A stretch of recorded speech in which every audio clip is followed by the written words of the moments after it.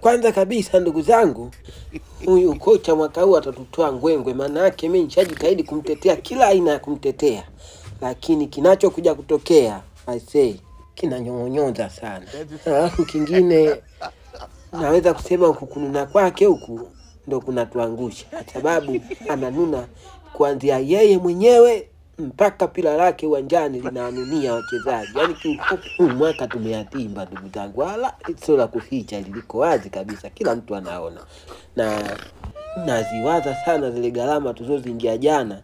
Maana jana tumewachukulia matambo wote, yeye na benchi la ufundi kutoka Tinotronics, ili mradi waweze kukaa vizuri kwa utulivu, kila mtu kwa nafasi yake aweze kuwafuatilia jamaa YouTube. Lakini kilichokuja kutokea leo ni majonzi kiukweli kwa upande wetu sisi kama wana Yanga. Tumeumia, lakini haina jinsi, tutatulia chini, tutaangalia namna ya kufanya.